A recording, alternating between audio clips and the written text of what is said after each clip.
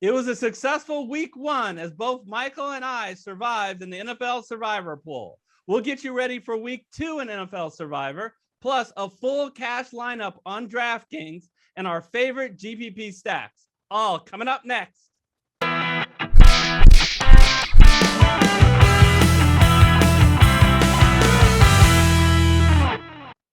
Hello, everyone. I'm Eric Lay. And I'm Michael Wiley, and we're the Fantasy Football Consultants. Eric, lots to cover this week. We got DraftKings, obviously, and we are going to get to Survivor. So for those that are only interested in a certain portion of the show, look for the timestamp, and you can move to that section. All right. And I just want to say a big thank you to our Fantasy Football Consultants community. You guys are awesome. Wow, did they have some good takes? Here are just a few of them. Remember, these takes are going to help you get into the tournament, a free tournament to win $200 starting in week 11. So keep them coming. We're going to aggregate them. And those that made the most great comments over the course of the first 10 weeks are going to get into that free tournament.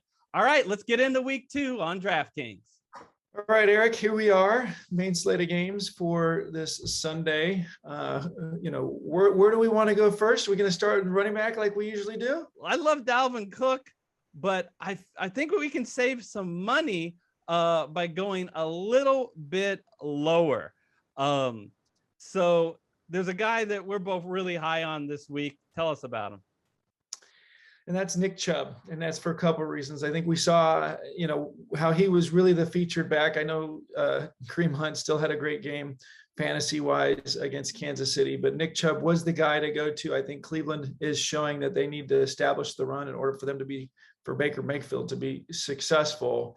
And he's playing against the Houston Texans, who, even though they had a nice win against Jacksonville this last week, I think they are still weak, and this game should be a blowout. And so I really like Nick Chubb this week. Yeah, boy, Nick Chubb does check a lot of those boxes we always are looking for. He's a home favorite, 12.5 point favorite, and a 30 implied total. So you just figure that I think the Browns are going to stomp Houston, and they're going to just keep running the ball with Nick Chubb. So seems like he has, even on DraftKings, we know he does not get involved heavily in the passing game, but even on DraftKings, we think he gives you a really good floor this week. All right, so after spending that amount of money, you could potentially save some money. Michael, there's a bunch of guys that I like that are around $6,200 that I wanted to briefly talk about. And let's start with Ezekiel Elliott. Michael, do people forget how good this guy is? Yes. Did he do well last week? Of course not. He was placing the Tampa Bay Buccaneers, one of the toughest run defenses in all of the NFL. Now he gets a much better landing spot against the Chargers. $6,200, unbelievable. He's not going to be this cheap probably for the rest of the season. I like him. And right underneath him at $6,100, we have two guys who are just in a great environment. Home favorites, big favorites, around 5.5 points. And the next closest guy in the pecking order is injured. So we've got Chris Carson of the Seahawks, who has Penny out. And we've got David Montgomery. Don't forget, Tariq Cohen is out again. They're home, and they both face defenses, Michael, that really have trouble stopping anybody. The Cincinnati Bengals and the Tennessee Titans. Any comments about any of those three guys?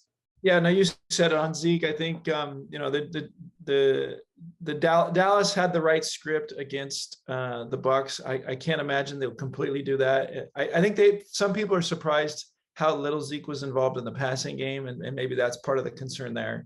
I really like Montgomery this week as well. I think the fact that I think in order for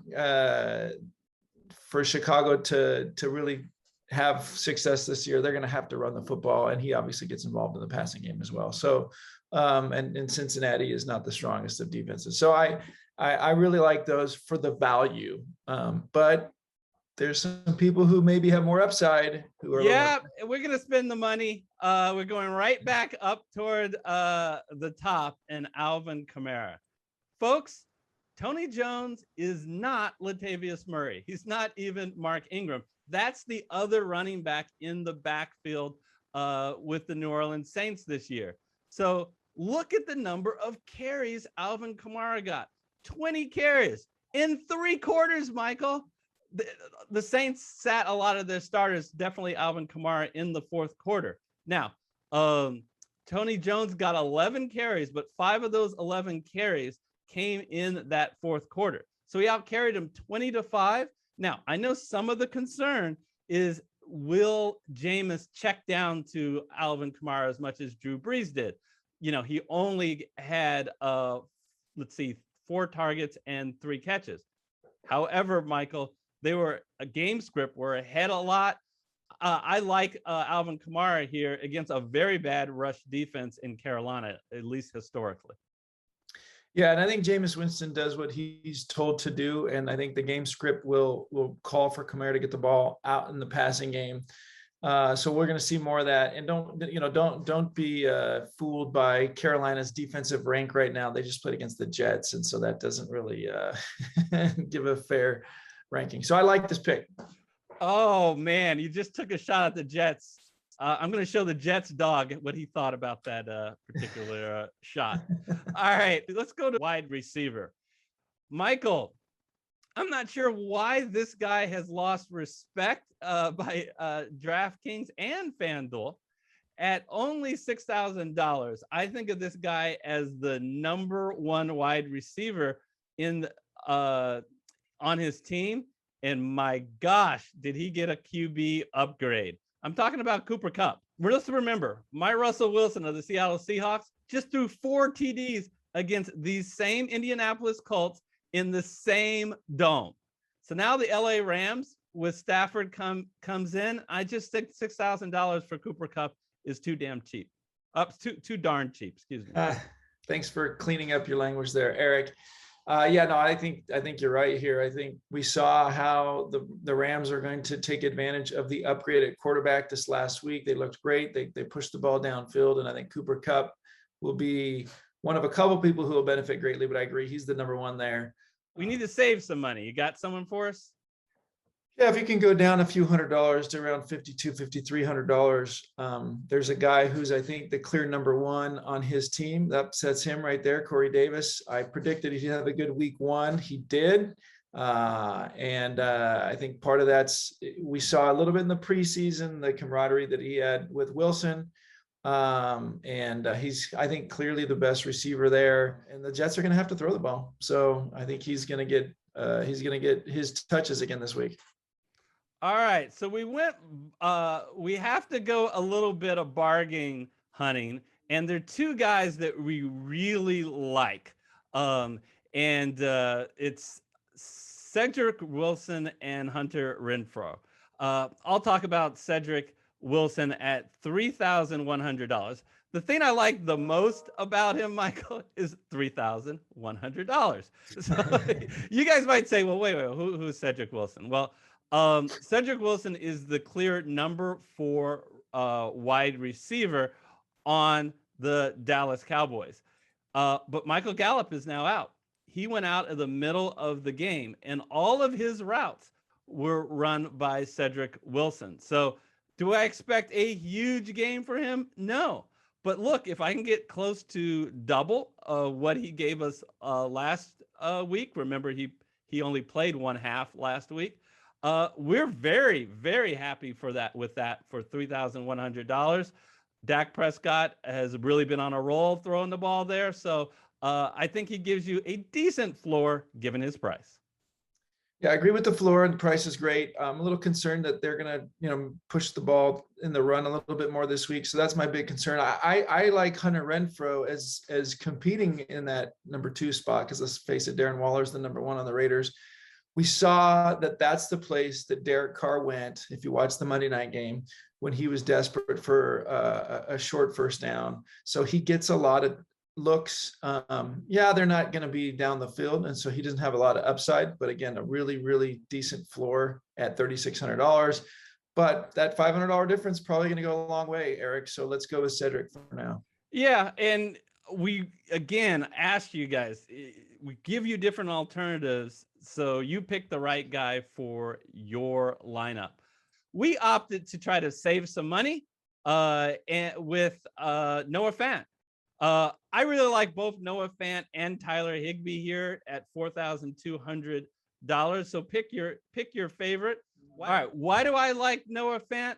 Well, the Broncos unlocked his potential by getting rid of Drew Lock and putting in Teddy Bridgewater. And Michael, who is now gone from that Denver Bronco offense?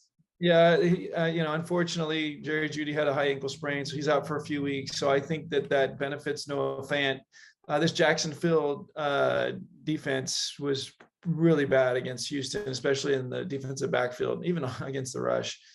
And so I think, and he's a real athlete. In fact, I think this is a bargain. He really has the potential to be maybe not like Kittle and Waller, but to move up towards, the top of that next class. So I think this is a great pick. All right. So we'll get Noah Fant in there. Just understand that if you really do like prefer Tyler Higbee to Noah Fant, we're okay with that. He is clearly the only tight end in town against the Rams. And it appears, Michael, early returns is that Stafford has a good rapport with him. 6 targets is not bad. All right, so let's go quarterback. Let's go quarterback now. Okay. Because I think we could go with someone like a Hunter Renfrow and try and get one of the top quarterbacks, or we could maybe save a few bucks and get even a running back that's got a little more potential. And so, looking here at the quarterbacks, obviously we saw what Kyler Murray and Russell Wilson did this last week. Russell Wilson's gone up against Tennessee, who was pretty bad this last week, but I think we might see a little bit change in how Seattle approaches the game, especially given Tennessee's run defense. So I think we try and save a few bucks. What do you think? Yep, I'm in favor of that. When given an option, I always would prefer to pay down.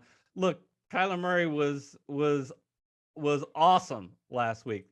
My only concern a little bit with Kyler Murray is the 5 rushes for 20 yards. I want to see that go way up. Back in the middle of last year, he was getting double-digit runs. So let's see. We'll see what happens. If we're gonna pay down, who catches your eye? There's a couple guys right there. It's Deshaun Watson. I mean, look, he's only 60. Oh, wait, he's not playing. It's Dak Prescott and Justin Herbert are the guys that I think we should talk about this week. And they're playing each other. Yeah. Well, I would pick my pick would be Dak Prescott if Dak Prescott could play against his defense. But since he can't, that's illegal, at least in a regular season game.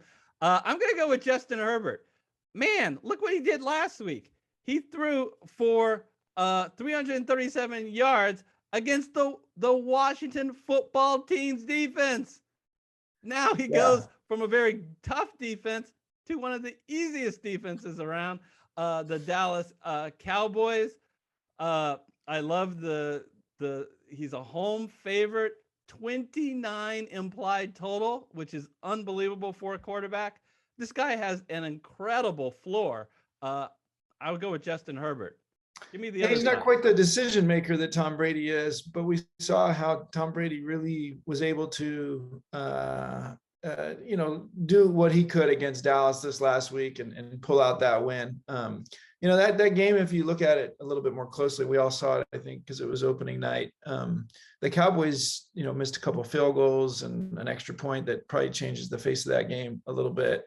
But even though they were decent against the run, they still were beatable. on the pass, and obviously Justin Herbert has his legs. I think there's a possibility that he adds more there, and so he's got a really high floor, I think, and a decent ceiling this week. So, all right. If they don't like Justin Herbert, tell us about Dak. Yeah, so I mean, Dak Prescott, he had to throw the ball a lot this last week. Because the Tampa Bay is so good against the run. I think that's to some extent the script that we're going to see again. Although I think they'll throw in the run a little bit more. He's got some great weapons, even with Gallup out. And the Chargers, I think, are a strong defensive backfield. But Dak Prescott, he's the real thing, and we saw that he came back fine. I was impressed with how he stood in the pocket and handled some pressure, made some good decisions. I think he's going to have a great season this year. 403 yards, come on. Yeah, pretty impressive. Let's go to the flex, and the guy that we've already discussed that we really like at only $5,700 is Darrell Henderson. Remember, we gave you a bunch of guys that we liked: Ezekiel Elliott, David Montgomery, Chris Carson, but he's $400 or $500 less, and we needed the money, and we're happy to have Darrell Henderson. Darrell Henderson is clearly the number one back on the Rams. Sonny Michel got a whopping 1 carry last week. There was no other running back carry other than that 1 carry for Sonny Michel, and that was late in the fourth quarter when the Rams had the game in hand. Love the situation. He's got a 28 implied total, a big, a favorite. So love Darrell Henderson this week, and I love the price. Yeah, would love to see him get a couple more touches out of the backfield from the passing game, but otherwise, yeah, I think the price just makes him tempting. All right, so given that, you really have two options. We got $9,100 left. So in trying to decide between Prescott and Herbert, we're really stuck with, can't have a defense. We can go 2,400 or less, and 2,300 or less if you go with Prescott. So personally, I like picking the Eagles. They're a home favorite. They have a pretty good front four, and they play a Niners offense, which doesn't have their starting running back Raheem Mostert in this game. The 49er injuries are starting already. And they got 3 sacks, and they really stymied the Atlanta Falcon offense in week 1. If I do that, then there is just enough money, barely enough money, to get Justin Herbert. Michael, do you is there any defense that you like down here in which you could get Dak Prescott, or do you think, given the way we've constructed our lineup, you would go with Herbert? Yeah, I'm actually pretty even on Herbert and Prescott, and there's really no one exciting me too much on the defensive side. I mean, there's a couple of offenses that are, maybe the New England offense is poor enough to where you could throw the Jets in there, but I mean, the Jets could be down early because of just what they have on all around. So, I mean, no one's really exciting me too much. And so, no, I think we just stick with this. It's really tough early in the season to know what to do on the defensive side unless you're really going to pay up and take advantage of one of those matchups where you're going against a really poor offense or a team that's going to get blown out. And I just don't believe in paying up for defenses, and I know you don't either. All right, our favorite GPP stack is to stack the Dallas Cowboys and the LA Chargers. It's kind of obvious. It's a 55 over under, and the line is only 3 points. So they think it's going to be back and forth. If you're going to pick a quarterback and run it one way with their wide receiver and then run it back with the other opponent's wide receiver, you want a shootout. You want it back and forth. And why not go with Justin Herbert and his biggest target, Keenan Allen, and run it back with Amari Cooper, who, man, he has quite a ceiling, Michael. We talked about it in our Thursday show, that his great rapport with Dak Prescott. Michael Gallup is going to be out, so I can expect a high ceiling this week for Cooper. What do you think of this stack? Yeah, no, I really like it. I think CeeDee Lamb helps Cooper out. You think that he's going to take a lot of targets away. I think what he does is take some attention away and allows for Cooper to get some of those one-on-ones that have allowed him to go off. Keenan Allen, obviously a great PPR guy. So I really like it. All right, let's talk Survivor. All right, Michael, a wild week one. We started with 257 people on our pool. We lost 53. Oh, we saw lots of dead people because they put their faith in one-win Jacksonville. We lost 23 people from that. A little bit crazy for people to pick Jacksonville, but I know we talked about it, so that might have been a gutsy pick. We were actually sweating it a little bit in the end of that game with the kickoff recoveries that Detroit got. I mean, they were up like 4 touchdowns or almost 4 touchdowns at one point, and they still let the Detroit Lions back in the game. If you bet the Niners and gave them 9.5 points, I know you were throwing things at your TV. Exactly. What's up this week, Eric? Who we got to talk from this week? All right, so let's show you the 6 highest spreads. Denver at Jacksonville -6, and New England and Seattle 5.5 point favorites. Those 3 games, I think we just put it on here just to be nice to those teams. How about you? Do you have any inkling to pick either Denver, New England, or Seattle this week?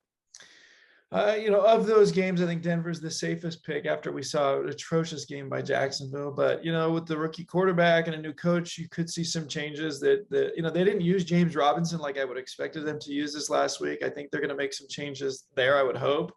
Denver, yes, has a decent defense, but, the Judy went down. Melvin Gordon, I think, overperformed. And so it scares me. So, no, I think you're right. Let's steer away from that. In our opinion, these are the only 3 games you should be considering. You got Tampa Bay and Cleveland, both at home, 12.5 point favorites against Atlanta and Houston. And you've got Green Bay at home, 10.5 point favorites over Detroit.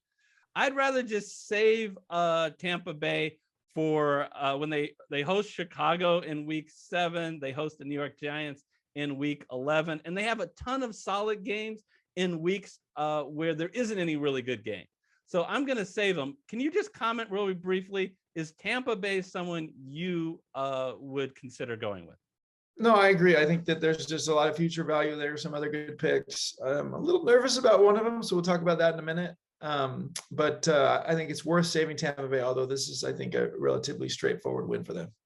All right, so this is going to come down to Cleveland and Green Bay. And all right, I am going all in on the Green Bay Packers.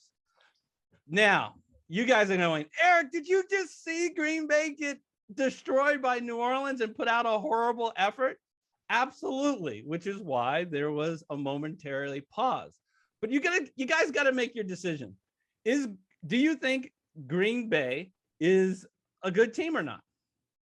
Do you? And do you think Detroit is one of the worst teams in the NFL? Well, I think Green Bay is a good team, and I think Detroit Lions are one of the worst teams in the NFL. I'll give you the stats.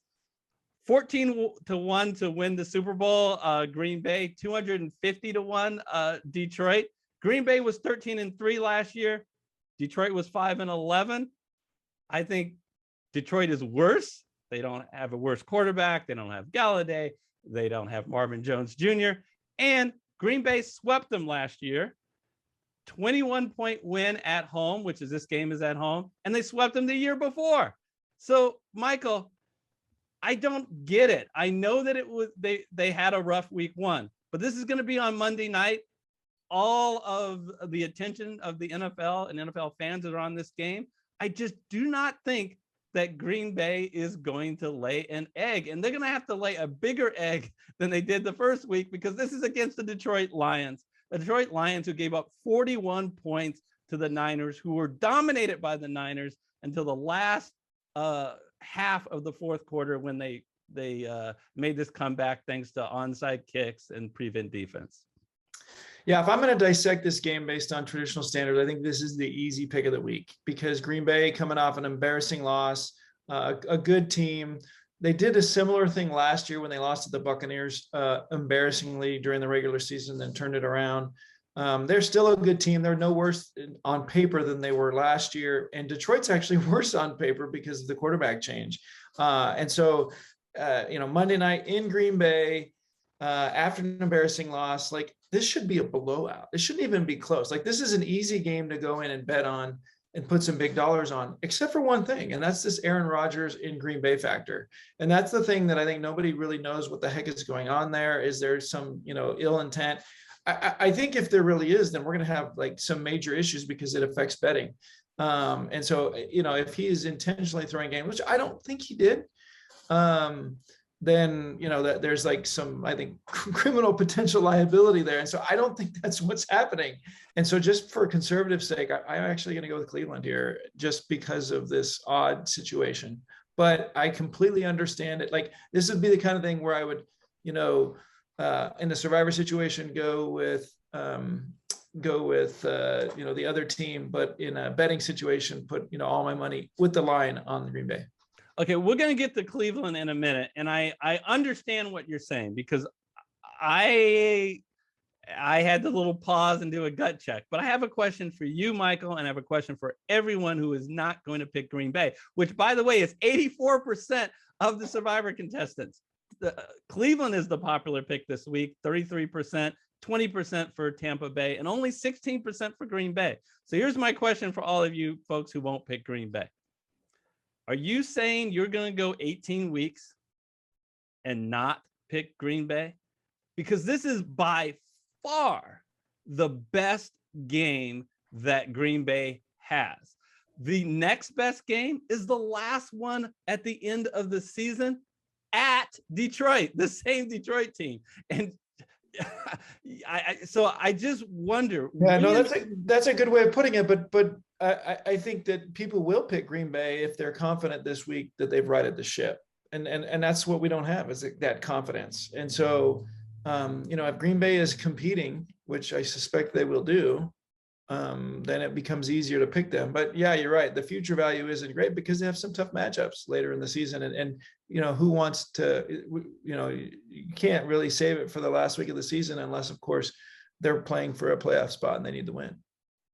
All right. Well, tell us about Cleveland. Why do you like Cleveland so much? Hey, let me give you the stupid public comment. How can you pick a winless team against an undefeated team, Michael? Well, look who they're playing, right? So, I mean, there's these Houston Texans, I think, they had a great matchup in week one to pull out a win. I think Tyrod Taylor brings some things to the table. I think the running back situation is okay, there as well. But their defense is atrocious. And I think Cleveland, who put up a nice game against Kansas City, will come out and put the wood to this Houston team. Yeah, I think if I was just saying who do I think is most likely going to win this week, I like Cleveland, right? But it's just that they have there are many weeks which I might want to use them in the future. So I am gonna save them. Michael, this Survivor stuff is hard and it is heart pumping, and that's why we love it. So put it in the comment section what you would think, who you think was your Survivor pick and why. And don't forget, give us your DraftKings picks. Who do you like on the main slate in DraftKings? Until we see you next time, take care and have a good one. Bye.